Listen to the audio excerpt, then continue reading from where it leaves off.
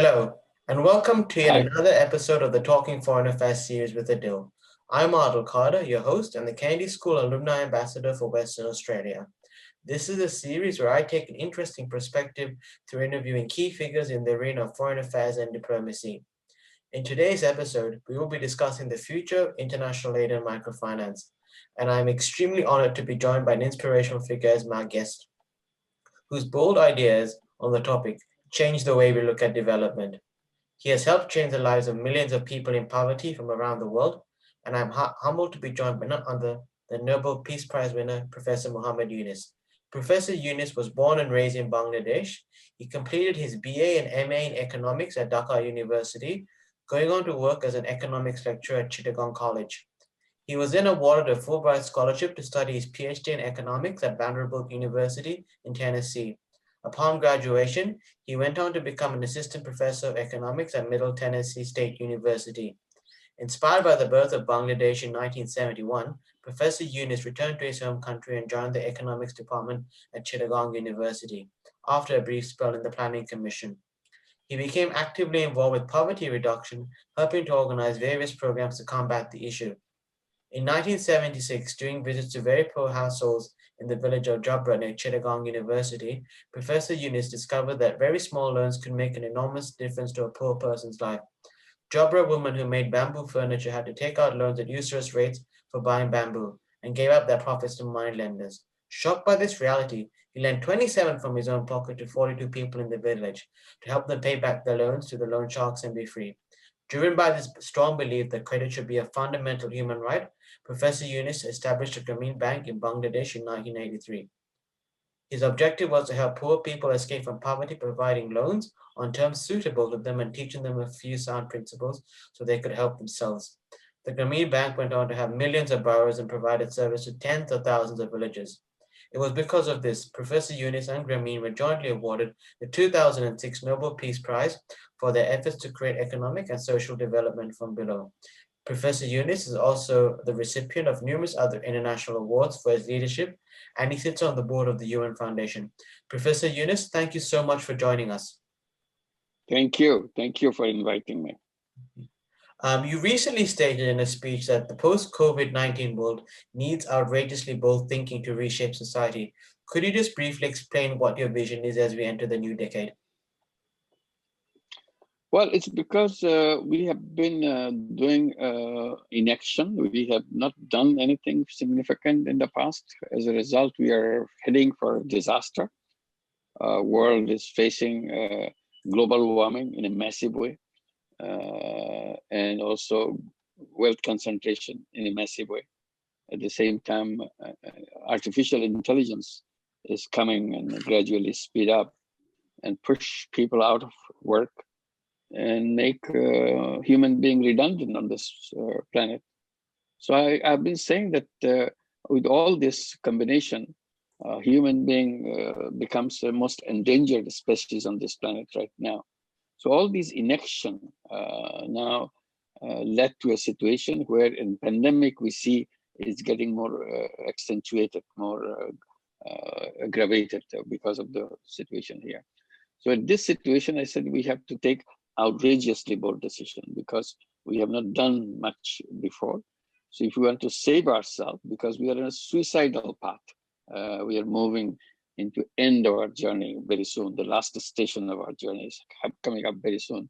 Our train stops there and it's finished. I said, this is, we are not going to take the suicidal path. And I keep saying that we should make one big decision right now, no going back. We don't want to go back where this system was taking us. We have to build a new system which will stop moving in that direction and it take us into a reverse direction. Everything that's happening now will come to an end, it becomes zero. So I'm talking about creating a world of 3 zeros. Zero net carbon emission, so that the global warming and everything we can conquer what we have accumulated over years and we don't see any end of it. We're only promising that something will happen by 2050, carbon neutral and so on. We don't see that kind of urgency, feeling of urgency that you not have much time. So we have to not only do that, we have to come to very quickly to zero net carbon emission. That's zero number one. Zero number two, zero wealth concentration. Today, wealth is concentrated only in the hands of few people at the top because they are the richest people in the world, 1% of people. And the rest of the people are at the bottom, around $5, $3 a day kind of people. And the median income, daily income, is $5.50 for half, and that belongs to half the population of the world. So this is where half the population live. And if you go to $10, $15, $20, $100, you almost exhaust all the people, or even $1,000, you exhaust all the people. So where are the other people? They are very rare down. It goes way up, but wealth is not here. Here's the people at the $2, $5 bunch. But the people are way up where the wealth is, the few people, and that wealth, 99% of the wealth is concentrated up there in the sky. So the wealth is in one way, 99% of the wealth is one way, and 99% of the people in the other way. So I'm saying that there's a big gap between the distance between the wealth and the people. So it's a kind of falling apart faster and faster. People is in the sort of in the South Pole, and all the wealth is in the North Pole. In between, there's empty space. This cannot go on. This is a disaster. So we have to bring to a level zero wealth concentration. And the third one is the zero unemployment, because artificial intelligence is making sure there'll be 100% unemployment. We say we want to reverse it. We want to make it zero unemployment. So all these zero. So this is taking to the extreme. Today we are heading for the extreme, and the death part, we want to reverse it. So that reversal process needs outrageous decisions, things that we never heard of before, things that we have not done before. And this is the time to do it. Pandemic has given us opportunity to do that right now because the machine is stopped. So before the machine gets started and gets to the same train and the same last station, we have to take a new station to go to a new life and new future. And you spoke on one of your points you see in a lot of countries where a lot of the business action is controlled in the capitals, the CBDs, the big cities, not much in the villages, something you've had a lot of experience in. Aside from the AI, what other methods you think can be used to move jobs so it's not so urban-centric and more focused on the villages, so that families won't have to travel from the small towns to the big cities? Well, again, we thought things in a wrong way. We thought all the economic activity should be concentrated in the cities. So we made the cities the focal point of all our economic activities, forgot all the villages. So when coronavirus came, you saw millions of people leaving those cities where they worked for daily income. But because of the shutdown of the economy, their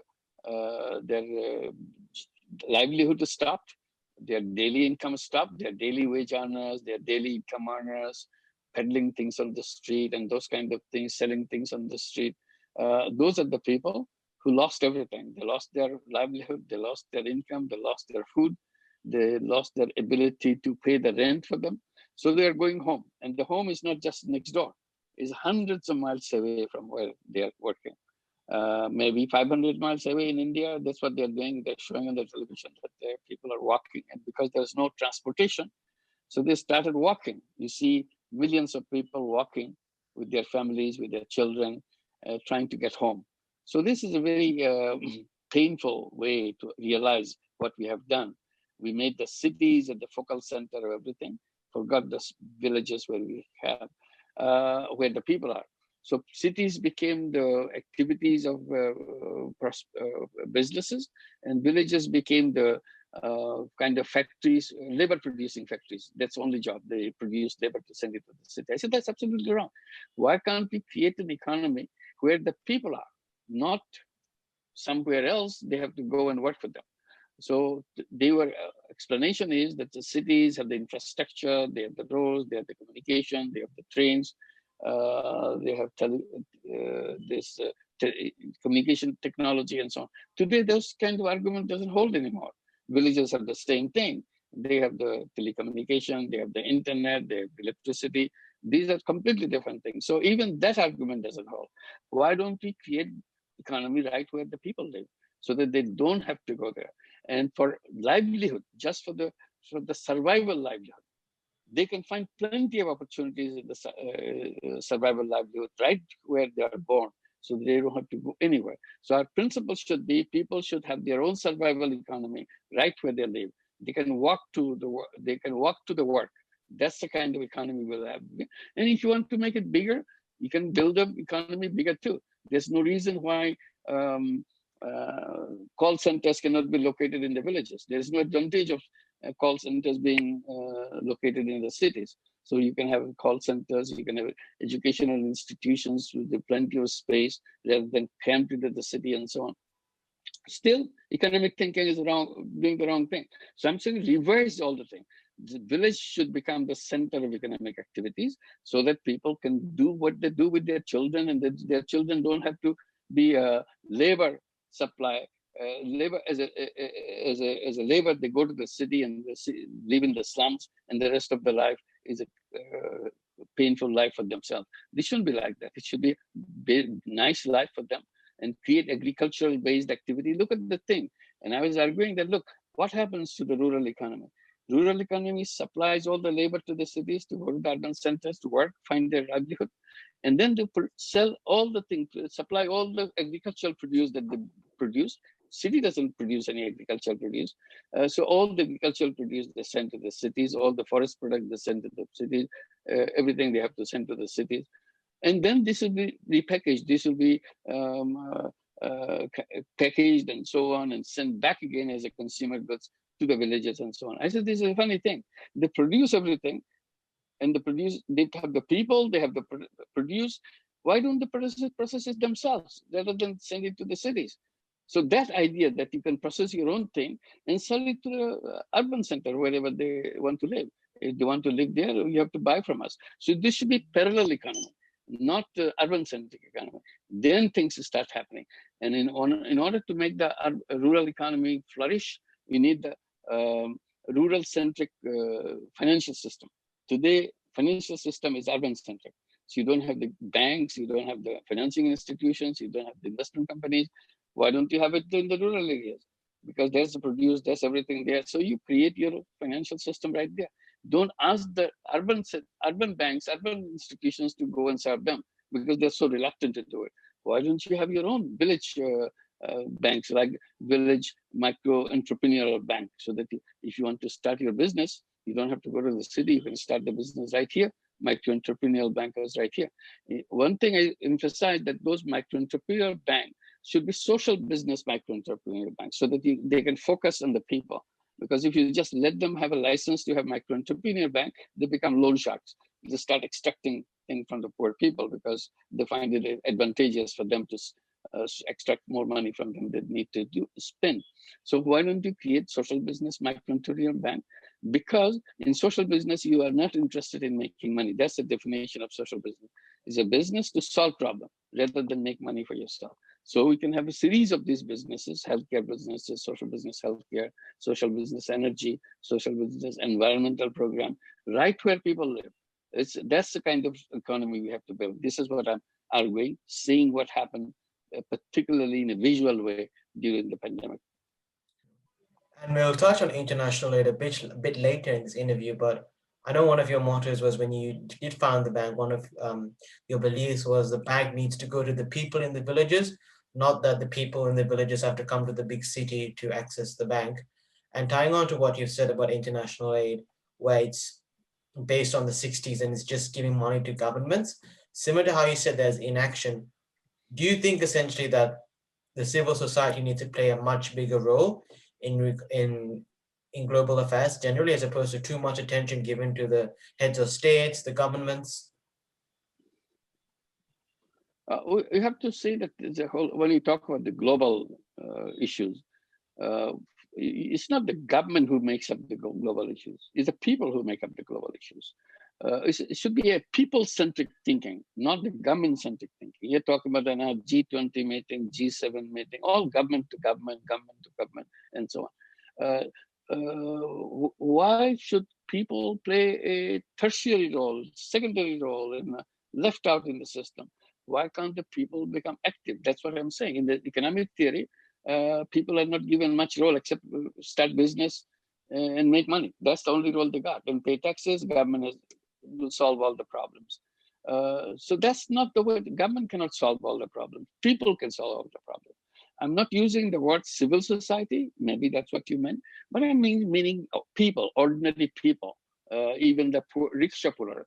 He is not considered as a part of a civil society. Civil society kind of give the impression you are a learned people, you are kind of leaders and so on. So every common person, the farmers, the housewives, the women that's taking care of our kids, everybody, the people can think and people can design things in what they like.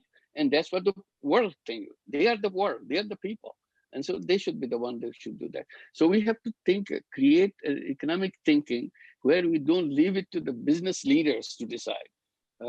We don't leave it to the government to decide.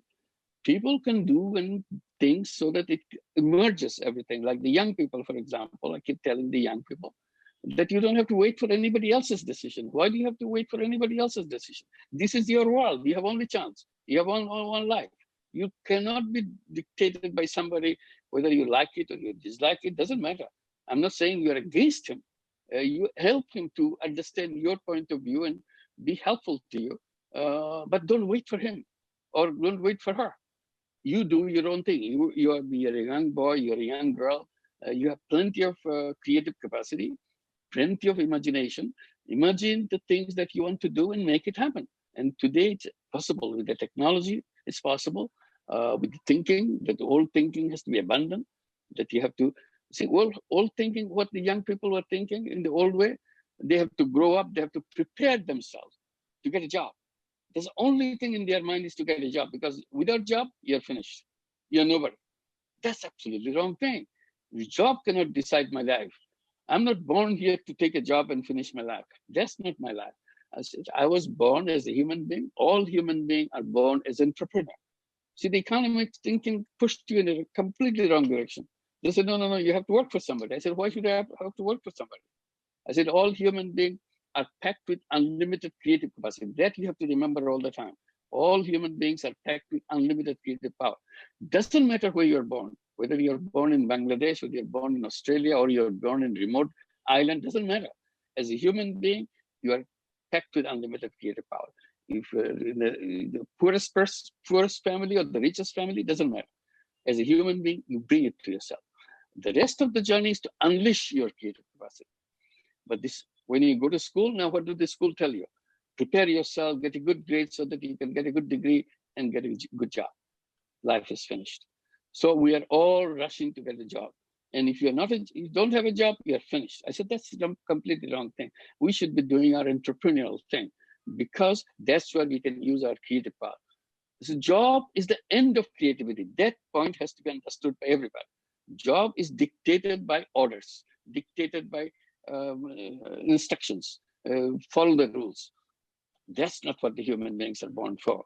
Human beings is a kind of another civilized form of slavery, that I have to take orders. This is my life. This is how I want to end my life. And that's not what human beings are for.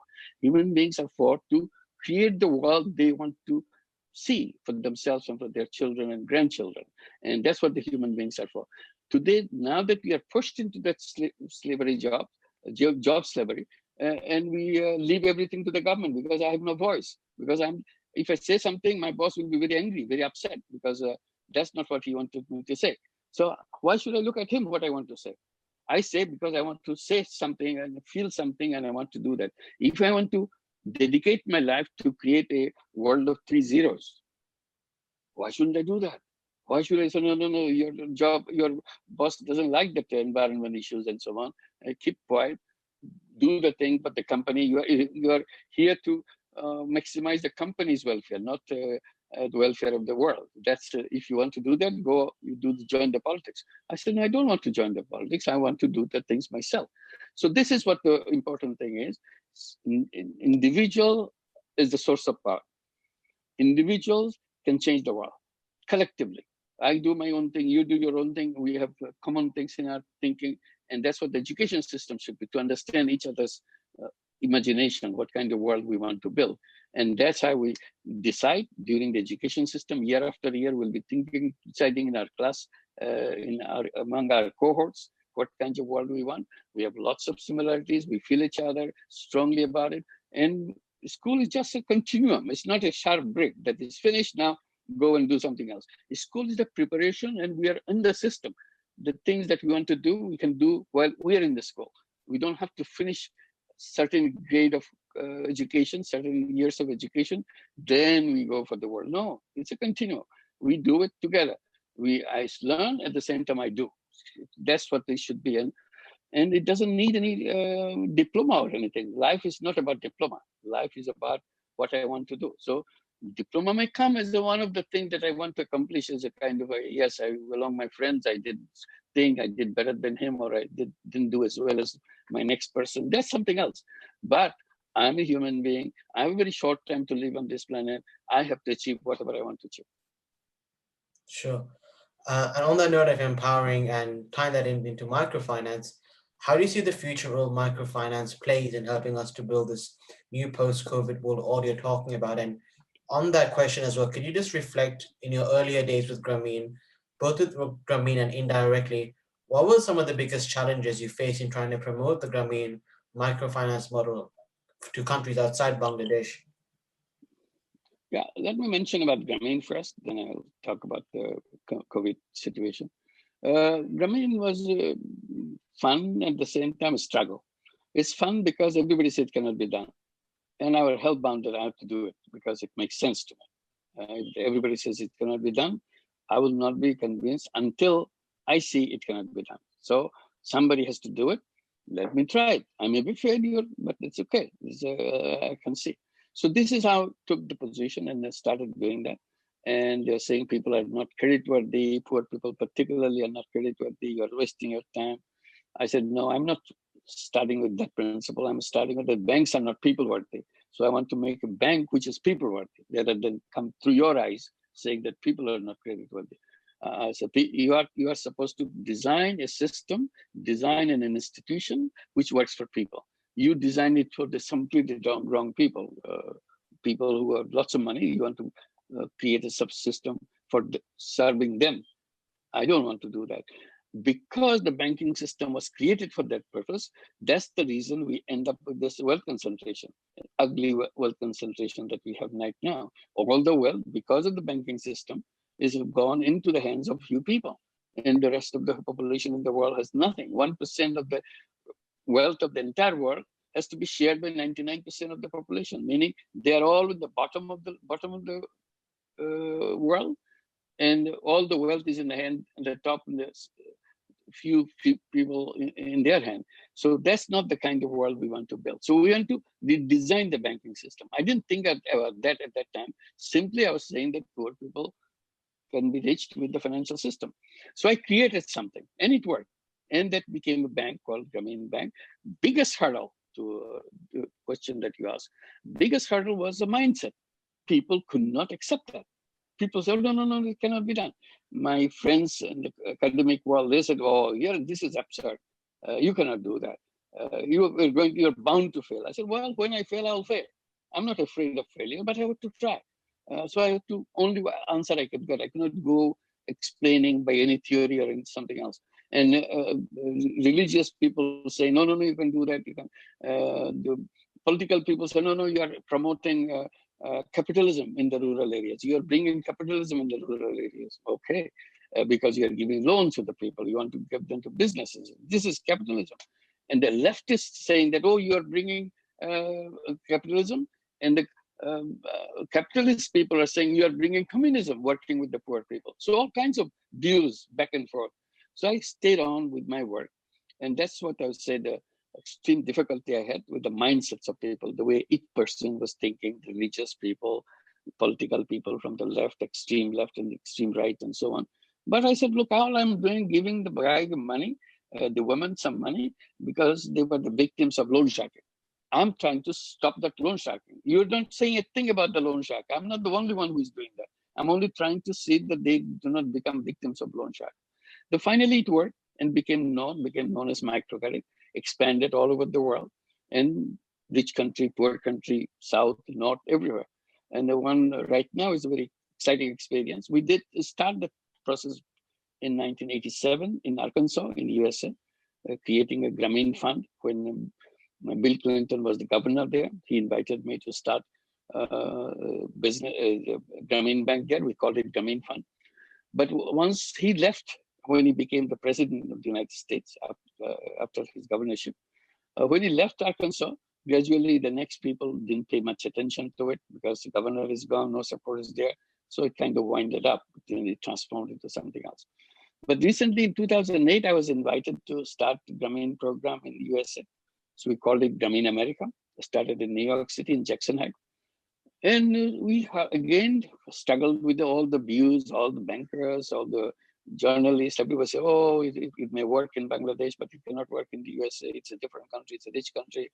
What are you doing here? There's no poor people here. I said, well, if there are no poor people, nobody will come to take money from us. We are lending money only $400, $500.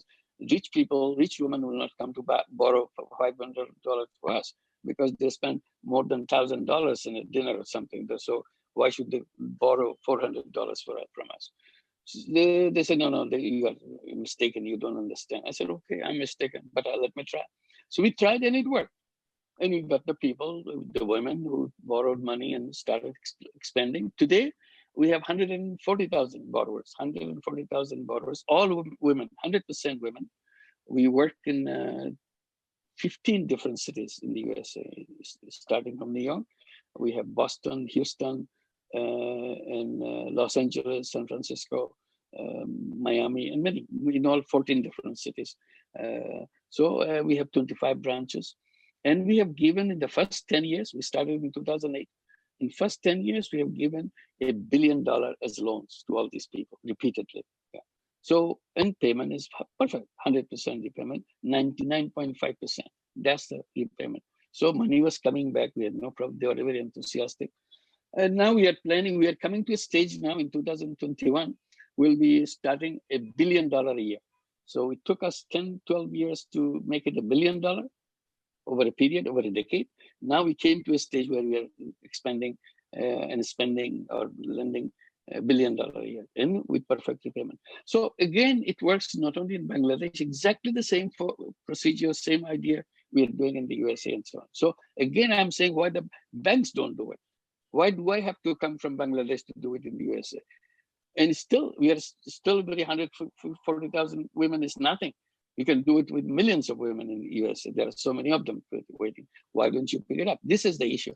So coming to the pandemic has shown the reason why financial system has to be changed. We have to create a new banking system to take care of the bottom 50% of the people under $5.50 people, those who are 50% of the entire population of the world. They don't have any banking connection.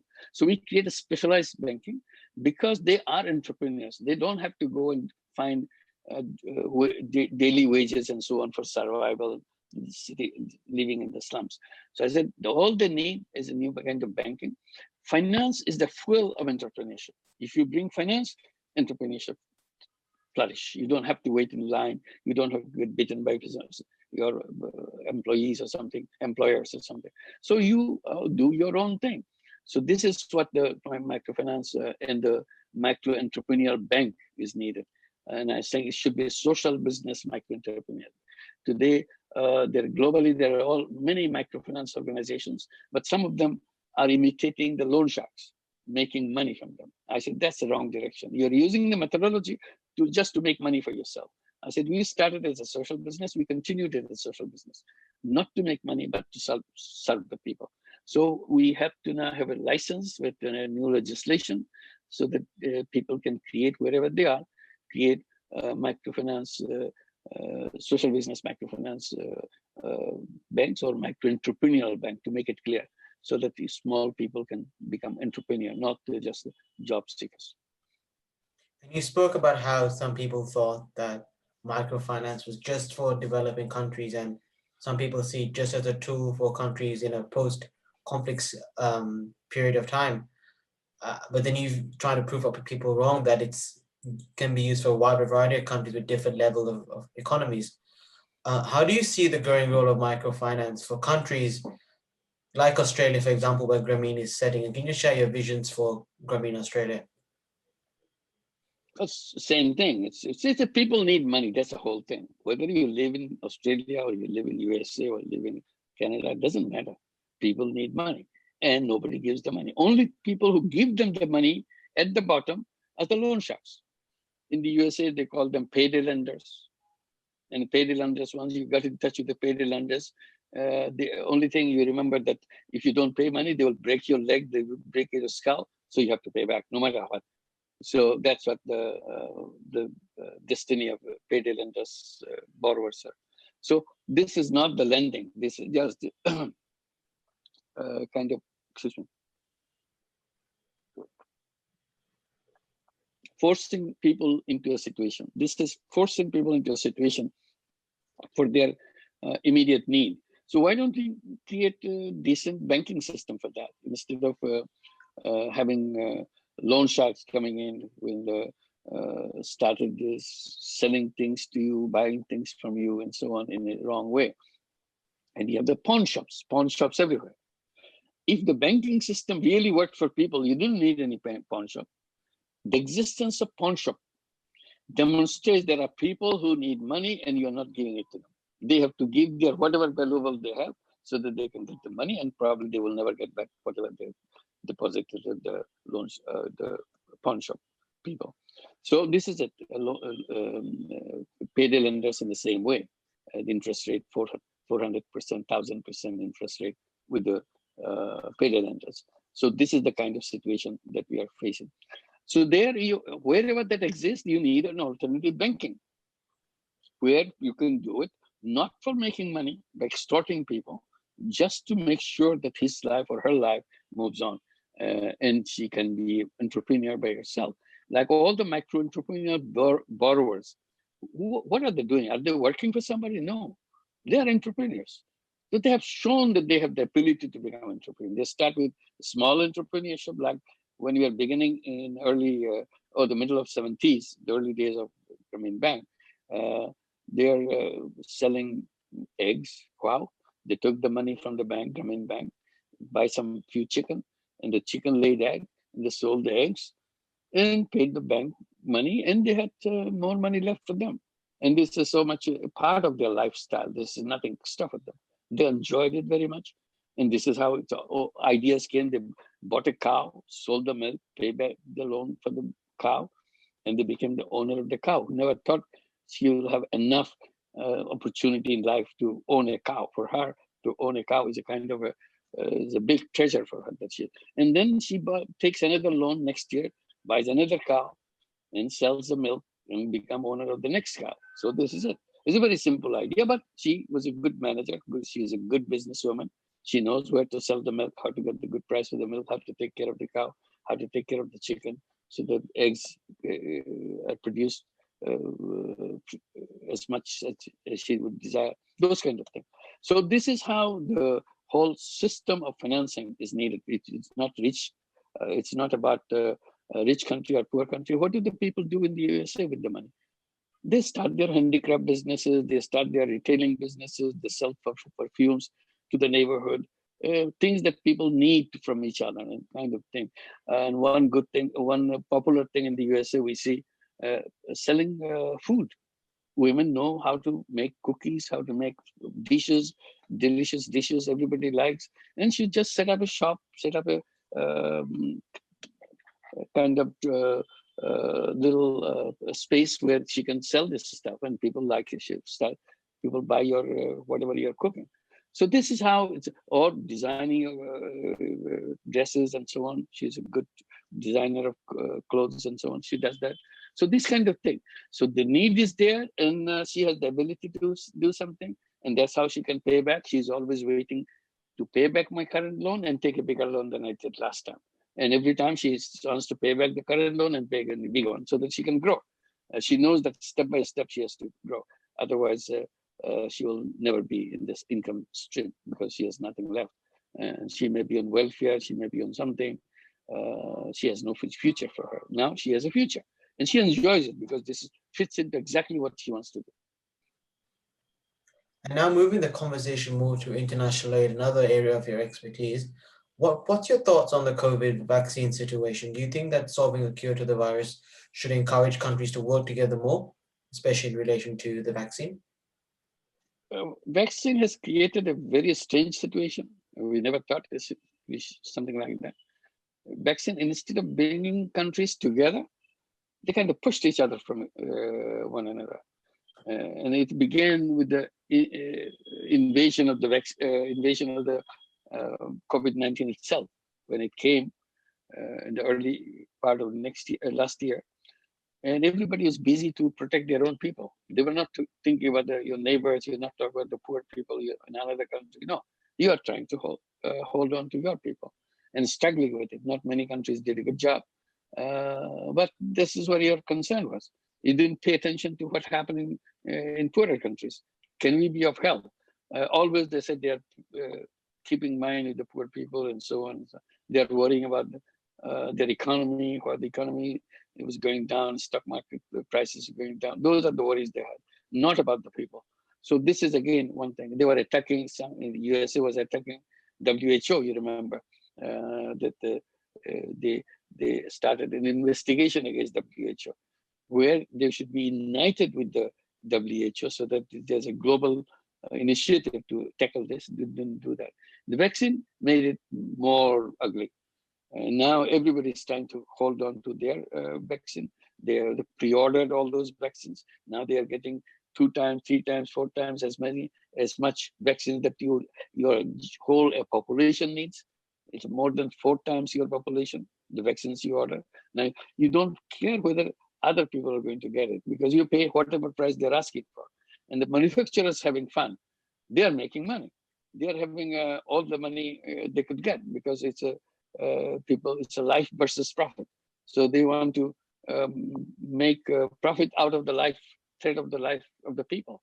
So this is again a very sad situation, very painful situation to see that how businesses came trading life with money, that there is nobody to kind of coordinate it so that the vaccines can be brought, shared with everybody else. If we have less vaccines, everybody else can share it. If you have more vaccines, I can give it to somebody who has it. So instead of sharing, we became greedy. It became known as vaccine nationalism or vaccine greed, that you have to hold on to the vaccine whether you need it or not. Some countries 5 times as many vaccines that you need in your country. You order.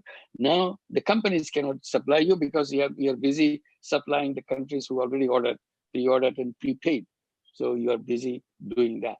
So that's a kind of very unkind. And I've been raising this issue for ever since COVID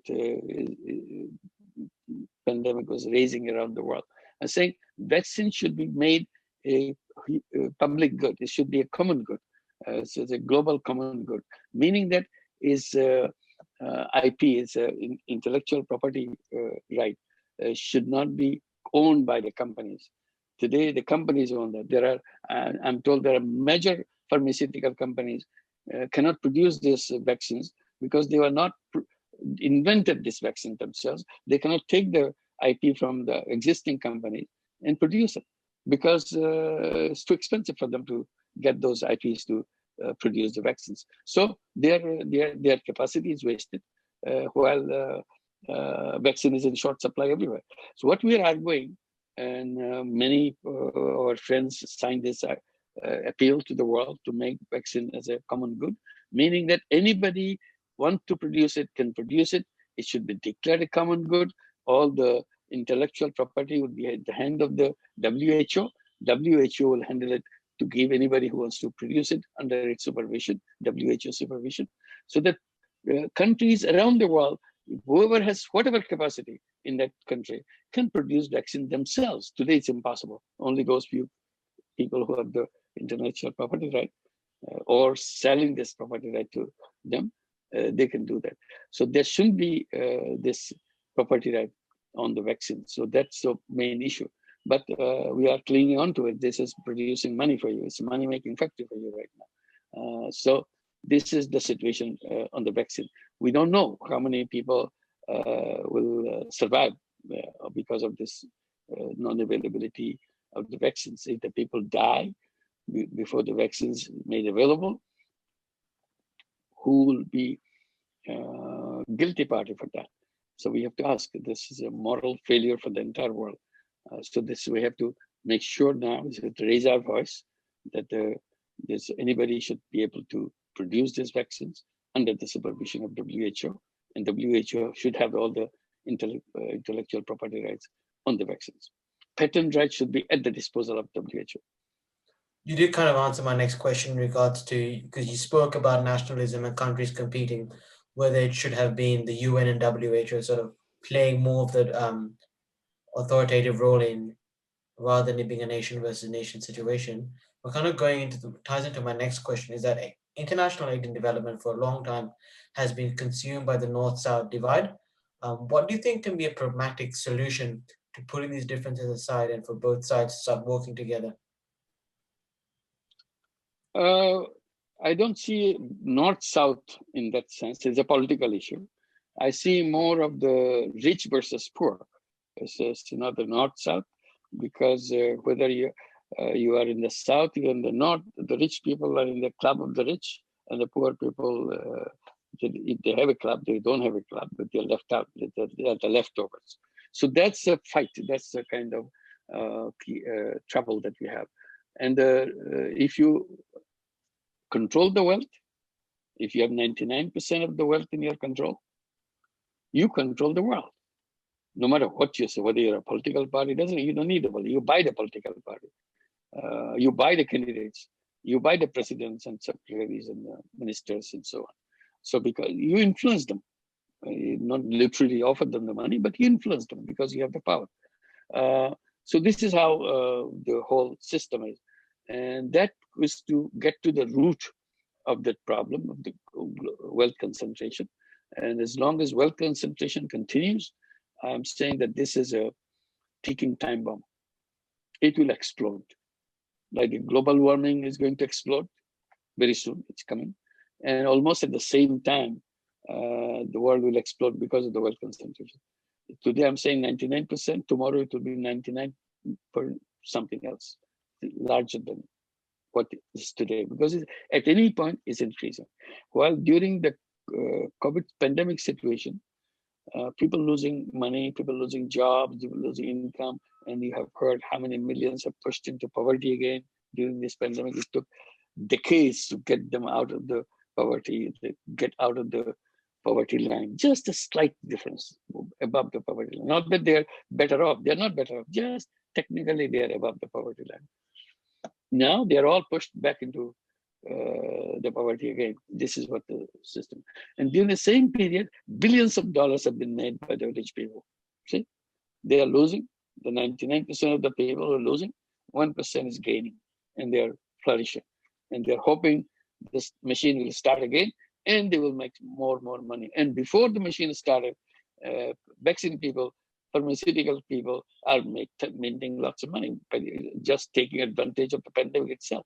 Pandemic gave them a great opportunity to make a festival of profit, make a tremendous amount of profit you make for yourself.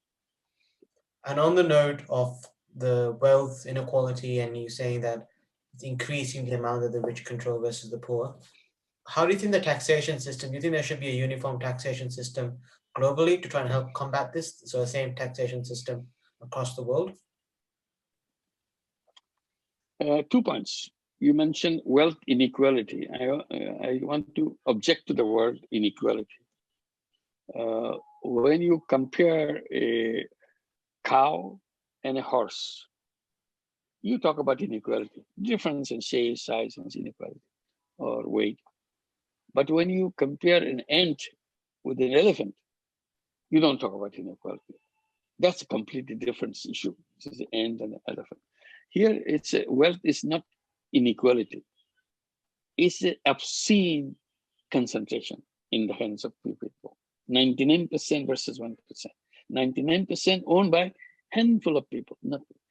1% owned by almost entire population of the world, 1%. So that is the problem. That and this is not to be resolved by taxation. Taxation comes only on the wealth, only on the income, not in the wealth very much, very tiny little thing in the wealth. But if you say, I can take this 99% of the wealth out of this 1% of the people by taxation, you may overestimate the power of the government or something, because these people own the government. As I said, if you own the money, if you own the wealth, you all own the government, you own the media, you own political parties, because you have the power to do that.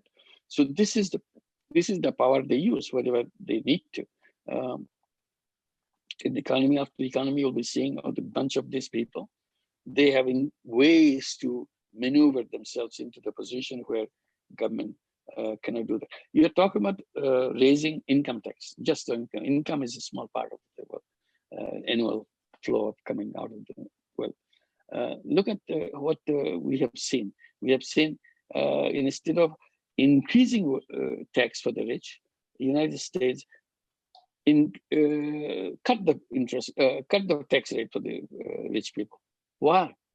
Because rich people wanted them to do that, because that's what they had, the political contributors and so on and so forth, whatever leverage they have on the political decisions and so on. So they want to give them the license to do things which is absolutely dangerous for the entire global existence, to support the fossil fuel. Fossil fuel industry is subsidized in the United States rather than controlled. See? So this is the mismatch. You would think fossil fuel should be controlled. Instead, they are giving subsidy. And that if you get $1 of fossil fuel, I'll give you another 50 cents to add to it, so that your profit is far more than what the market will give you. So this is the kind of thing, mismatch of all the policies and so on. So taxation, which is coming from the government side, is not going to happen. Then who will do this? We'll have to do it by designing new ideas and new institutions. And that's where the whole solution lies. New thinking. Old thinking will not solve this. That's why I say outrageous decision. This is the outrageous decision. Because a simple truth is, if you go by the old road, any old road, if you go by the old road, you always end up at the old destination. You're going to change that, because old roads will take you to the old destination. If you want to go to a new destination, you have to build new roads. Old road will never take you to a new destination. And that's the truth. We have to address that. So whatever we are talking now, the taxation and all this thing, stuff, the government role, these are old way of thinking. Old way of thinking will take us where we are right now. We are in a burning house. House is burning, but inside the house, we are having a big party, enjoying ourselves. Because our GDP growth, we are festival, our prosperity of the people. Look how the poor people coming out of the poverty. Wonderful, celebrate that. But we are not paying attention. The house under which we are having celebration is burning, will turn into ash very soon. This is the end of the whole story. And our celebration inside is contributing to that burning process, because we are generating that fuel to burn the house quicker, but we don't stop that. So this is the mismatch. We do things in absolutely in a wrong way. So we have to get aware of it. Young people can do it. Older generation cannot do that, because their minds are made. They will keep on arguing in favor of the old roads. How beautiful the old roads. I said, what do I do with the beautiful old roads if it comes to the burning of the house and us on this planet? What is the beauty you're talking about? GDP growth and all that? What do I do with the GDP growth? Am I going to eat the GDP growth or stop the fire? The fire will not be stopped. Fire is still extinguished by our own action, creating a new road. This road is finished. This road is stamped with these three things, at least. The wealth concentration cannot be stopped with this road. And the global warming cannot be stopped. And the artificial intelligence cannot be stopped. And artificial intelligence will make us kind of garbage on this planet. Human being will be garbage on this planet, because it's not needed anymore. Machines will do everything. So why do you need people? So what is the role of human beings anyway? So we'll be the garbage, and we'll be thrown away in the bins, because nobody has any use for anybody. So machines will be running the world and so on. And this is coming very fast. We are enjoying, with celebrating, we're having fun. Artificial intelligence is such a great thing. At the same time, I say artificial intelligence can be a blessing. It can be a curse. And I'm just depicting your curse side because it's coming very fast. I said, stop the curse side. Enjoy the blessing side. But today, profit making has made us so blind. Do we want to go ahead with the curse side? It's so much fun. Your bottom line suddenly become bigger. Your stock market price goes up. Your production cost goes down. Artificial intelligence is so efficient. So you're having fun. And you are a good management team. You brought all the artificial intelligence to do all these things. And that's what you're enjoying. That's what I'm saying. The burning house, we are having the party and contributing, adding fuel to the burning process of the house. And this is what we're doing. So these are the old roads. Unless we get away from those old roads, we have no future. So on the note of moving to the new roads and still on the topic of international aid, I know we touched briefly on how you said for international aid to change that it shouldn't be more government to government, it should be more money given to the people in the country from various parts of the country. Apart from that, looking at the current system of international aid, what's the other top thing you think that needs to be changed drastically? This will be the last question, yeah. I hope. Yeah. But foreign aid is a small part of the whole thing. It's not a big thing. And foreign aid traditionally is government to government. Government gives the money to another government, and government implement whatever the decisions are made on education or healthcare, on road building, facilities, infrastructures, and so on, by government contracts and government things. And that is, first of all, it doesn't touch the lives of the people that you intended to do, or if it does, in a very roundabout way, in a very long way. I said, why don't you do it directly? If you want to help the poor people, why don't you just create all the things, the healthcare as a social business? You don't want to make profit. You want to revolve it, do that. But if you gave the money to the government, it's a one-way track. You gave this, and next year the government will say, oh, give us more money because we have to expand whatever we have done. So you give more money to them. And it keeps on and on, and you see what is happening. It's still, things didn't improve as much as you said it will improve. And you said, no, this time it will improve. So why don't you go directly to the people?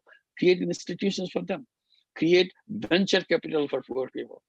Venture capital for unemployed people, so that they can invest money among the unemployed people, so they can create their businesses. It's a business. We are not saying dish it out, line them up, give them money. It is a wrong procedure. Everything should be done in a way so that it creates sustainability in the system. So I said social business system is very sustainable because it covers the cost and brings the money back, and you do the second thing and run thing and so on. So if you give some money as aid, as a grant money or a loan money, if you give it as a grant money will never come back to you. So you have only one-time use. And loan money someday will come back, but after a long time it will come back. And then whatever use you have out of that money, an infrastructure building or something like that. I said, why don't you create a social business so that it becomes a business? It turns around and remains itself. It touches the lives of the people in each round, wherever it's working, whether it's a venture capital, whether it's a financing system. Why don't we create micro-entrepreneurial banks, social business micro-entrepreneurial banks? That one I was arguing. Redesign the banking system completely. You need the bank for the bottom 50% or bottom 20%, forget about the rest. Start with the bottom 50%, 10%, 20%. If you can do that, then you can go up. But don't start at the top of the mid 50%. Then you're stuck there, you don't come down. So start with the bottom. That's what the microcredit has done in Bangladesh and everywhere else. You start with the bottom and focus on the women. You forget the women in the picture because youth is all about the bureaucracy. It's all about the engineers and the contractors coming and doing the work. You forgot that people can do the work too. So you are energized. So I would say a sane government to give foreign aid will put the money in a social business venture capital fund, bring all the money there, and tell us what you want to do as a business, as a social business, not to make money, but do that. Challenge people. so that young people, old people, experienced people come with ideas and invest. And many of them will work beautifully. Some will fail, they'll start again, all over again. But you create generation of ideas. It's a creativity what is the most important thing. It's not the size of the money. So I would say whole foreign aid thing has to be rethought very seriously. Old roads will continue to do the old thing. So we need to build new roads, even in foreign aid system. So everything has to be rethought, redesigned. No, rethought doesn't mean you need new level. You ask the media people to give a new name for it and say, this time we're going to do it this way. That's not it. Fundamentally different. That's it. It's outrageously different. Professor Yunus, thank you so much for your time and your contributions to the Thank you. program. Thank you for all the inspirational work you do. This was such an insightful discussion, and it was an honor to host you. Thank you. Thank you very much for inviting me.